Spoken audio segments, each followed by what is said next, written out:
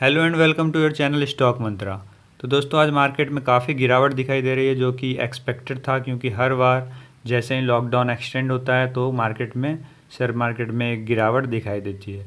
तो क्या ये मार्केट एक ही दिन का है, आगे फिर रिकवर करेगा या फिर आगे और भी गिरावट होगी, इसके बारे में हम जानेंगे। और जानेंगे कि क्या सिर्फ यही एक वजह है एक्सटेंड होना या फिर और भी वजह है। तो उससे हमें क्रिस्टल क्लियर एक मिल जाएगा आइडिया कि आगे मार्केट कैसा परफॉर्म कर सकता है, इसमें कितनी गिरावट अभी बाकी है। तो अब देख सकते हो निफ्टी 50 का ये ग्राफ, ये मार्केट करीब 2.63% से नीचे डाउन है। अभी स्टार्टिंग में ये 3% डाउन था, लेकिन थोड़ा बहुत रिकवर हुआ है ये अपने डाउन से। तो एक्चुअली निफ्टी बैंक काफ़ी डाउन थी, 4 से 5% से गिरी। बैंक के ज़्यादातर स्टॉक्स 5% 7% से डाउन था। तो मेनली फाइनेंशियल सेक्टर में जो गिरावट हुई है उसके कारण ये गिरावट दिख रही है। और एक दो स्टॉक हैं, दो तीन मेनली आईटी सेक्टर के जो अच्छा रिटर्न दे रहे हैं आज इन्फोसिस, टीसीएस, एचसीएल टेक, इनमें थोड़ी बहुत रिकवरी देखने को मिली है। आप देख सकते हो इन्फोसिस इस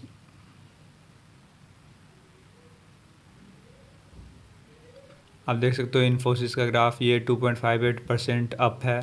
एक्चुअली इसमें गिरावट हुई थी, अगर आप देखो तो पिछले एक हफ्ते में काफ़ी गिरावट हुई थी, उसके बाद ये अप गया है। तो हैरान होने की कोई बात नहीं। फिर आप देख सकते हो टीसीएस, ये भी 2.33% से अप है। फिर आप देख सकते हो एचसीएल टेक, ये भी करीब 1.18% से अप है। तो यही गिनी चुने कुछ हैं आईटी सेक्टर की कंपनियां, और भी कुछ हैं जैसे आईटीसी भी थोड़ा ऊपर है। तो जो शेयर पहले गिर रहे थे वो आज ऊपर हैं, और जो शेयर अभी तक ठीक ठाक थे वो सारे आज गिरे हैं। तो आप ये ट्वीट देखो, इससे काफ़ी कुछ क्लियर हो जाएगा आपको कि क्यों मार्केट आगे और गिर सकता है। आप देखो, इन्होंने एक इकोनॉमिस्ट हैं संदीप सबरवाल, इन्होंने लिखा है कि which economic theory propounds taking loan to pay employees salary. Actually ये बोल रहे हैं कि जो इकोनॉमिक पैकेज आया है इसमें जो भी एमएसएमई सेक्टर में और जो भी बात की गई है किसानों की, इनमें मेन जो है ये कहा गया है कि आपको लोन दिए जाएंगे। जितने भी पैसे ये दिया गया है पैकेज में, ऐसा नहीं है कि डायरेक्ट दिया गया है, ये एक लोन के तौर पे।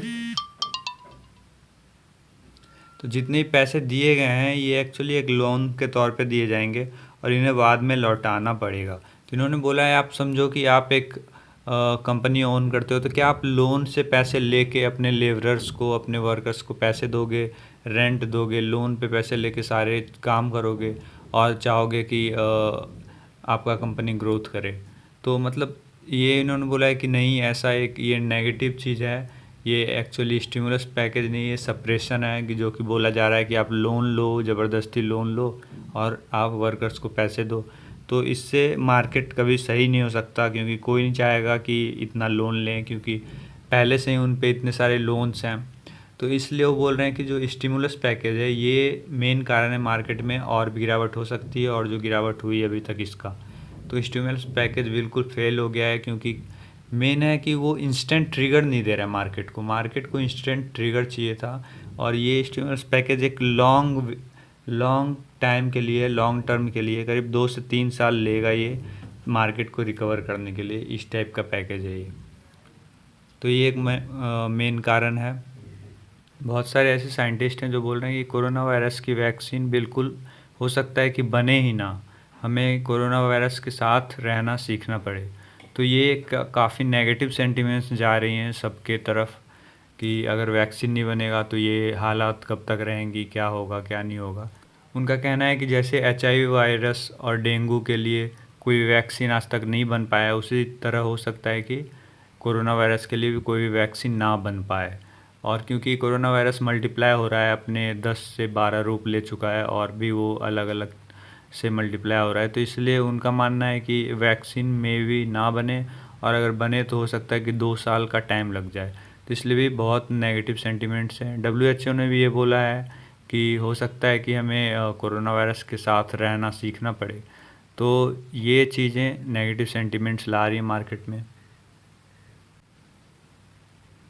और एक ये भी कारण है कि आप देख सकते हो कि वर्कर्स जो भी हैं, माइग्रेंट वर्कर्स, वो जा रहे हैं वापस अपने अपने घर और वो रहना नहीं चाह रहे हैं। तो इससे क्या हो रहा है कि जो भी ऑरेंज और ग्रीन जोन में मार्केट और इंडस्ट्री खोलने को बोला गया है, लेकिन वर्कर्स नहीं है, सारे वापस जा रहे हैं। तो इस कारण से पॉसिबल नहीं हो पा रहा है इंडस्ट्री में काम शुरू करना। तो ये भी एक नेगेटिव कारण है जिसके कारण कि आगे और मार्केट में गिरावट हो सकती है। तो इन सब चीज़ों को आप कंसीडर में लेकर रखो कि मार्केट में गिरावट हो सकती है। लेकिन कुछ कुछ ऐसे स्टॉक्स हैं जिसमें गिरावट नहीं होंगी, वो और रिकवर करेगा। तो हो सकता है कि एक दो दिन गिरावट हो, लेकिन अगर आप देखो फॉर 1 मंथ, 2 मंथ, 3 मंथ में, तो वो काफ़ी अच्छा रिटर्न देगा। तो वैसे वैसे कुछ स्टॉक्स आपको बताता हूँ जिस पे बिल्कुल ध्यान बना कर रखना आप। तो ये आपके लिए कुछ स्टॉक्स हैं, जैसे हिंदुस्तान यूनिलीवर। ये काफ़ी गिरावट हुई थी इसमें, ये 1900 तक गया था, वहाँ से रिकवर हुआ और ये अभी 2000 से 2050 के बीच ऐसे ही आपको एसएचएम ऑक्सीलेट करता दिख रहा है।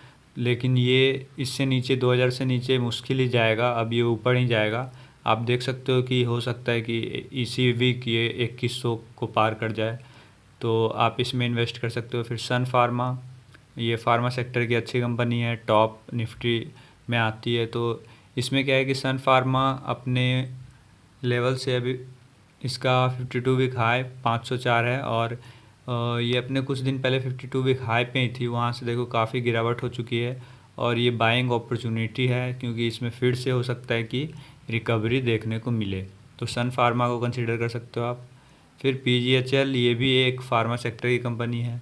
इसका 32 वीक हाई जो है 52 वीक हाई 5120 है, और आप देख सकते हो कि ये भी 52 वीक हाई से धीरे धीरे धीरे तो ये 4400 से 3900 तक आ चुकी है, और ये सही टाइम है इसमें बाइंग की।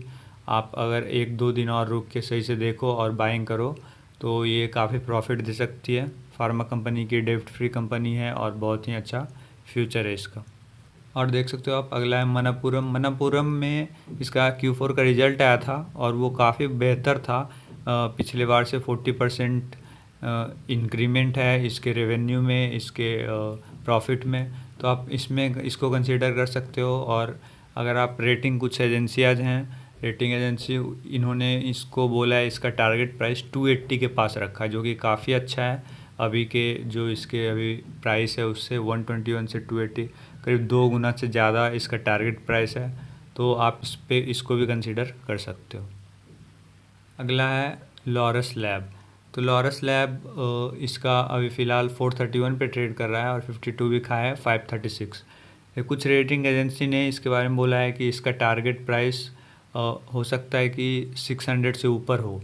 तो उन्होंने तय किया इसका target price on an average 600 से ऊपर।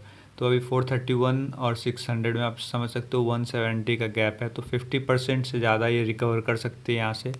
रिसेंटली कुछ गिरावट हुई है इसमें, 525 से 431 पे आ गया है, तो काफ़ी करेक्ट हो चुका है, काफ़ी सही बाइंग अपॉर्चुनिटी है इसमें।